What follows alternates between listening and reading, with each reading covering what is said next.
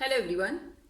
In this video, I'll discuss about the supply and the relationship between price and quantity supplied, and lastly about the factors which cause shifting in the supply curve. So let's start with the basic concept of supply. Now, what is meant by supply? Supply is the quantity of any product which producers are willing to bring into the market at prevailing price levels. For instance, if the price is P naught, how much quantity producers are willing to bring into the market, that is Q naught. If price goes up to P2, producers are willing to increase the quantity into the market to Q2. So this is what supply means, and the relationship is clear enough that when prices go up, producers are willing to bring more quantity into the market, which means there's a direct relationship between price and quantity.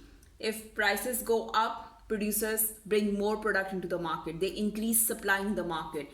If prices go down, producers decrease the supply into the market, which means they are not willing to bring more quantity, they decrease the quantity they are bringing into the market. Then there is another concept of contraction and extension, which means movement along the same curve. When there is decrease in the price level, we have seen that there is decrease in the quantity producers are bringing to the market. This concept is called contraction of supply. But when prices go up, producers are willing to bring more quantity into the market. This increase in quantity supplied is the extension of supply. So these concepts show actually the movement along the same curve due to the changes in price. Now let's talk about that why is supply curve upward sloping. Now whenever prices go up for any product, there is always an incentive for the producers to produce more and bring more quantity into the market and earn more profit. It's not only by the same existing producers, those who are already producing that product. It can be an incentive for the new people, those who want to enter into that industry, that prices are higher, which means more reward for your investments. So they increase the quantity and they earn more profit from that product. So this is the reason behind upward sloping supply curve.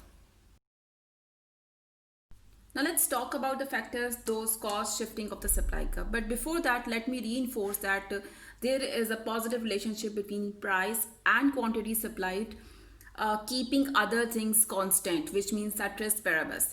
This term we already use in the case of demand curve, that whenever there is shifting in the supply curve, that means with the same price level, there will be either increase in supply or decrease in supply, which means there are some other factors those cause this shift, not the price of that specific product. And if there is increase in supply, supply curve will shift outwards, and when there is decrease in supply, supply curve will shift inwards. The first factor is cost of production.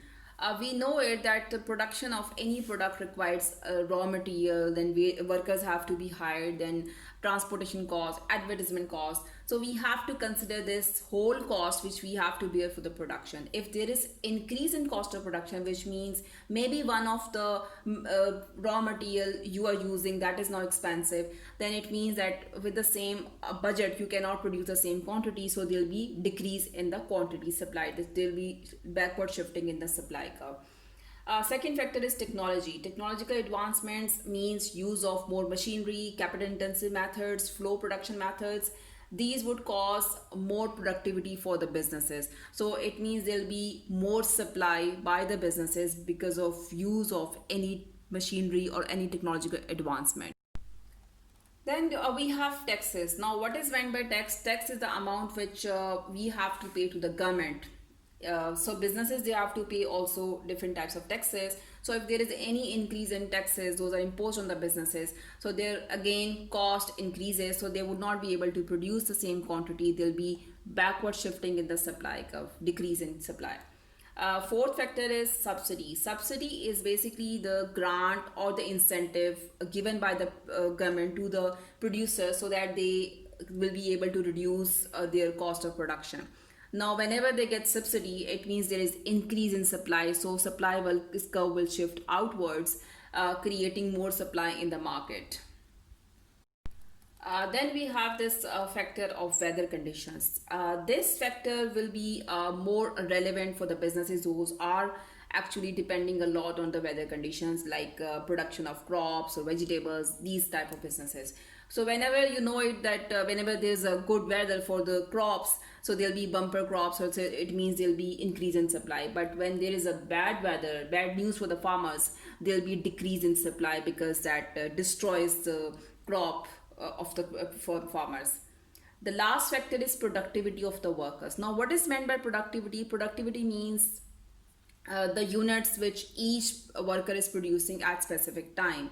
So if there is increase in the productivity of workers, which means they'll be able to produce more. Now there can be many reasons behind that. Sometimes you motivate the workers, sometimes you train workers, sometimes you use a machinery with the workers, so there'll be increase in the productivity. So this increase in productivity means during the same time span they are able to produce more. So if there'll be more production, it means there'll be increase in supply from the businesses.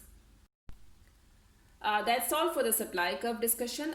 In the next video, I'll discuss about the equilibrium. And thank you for watching this video.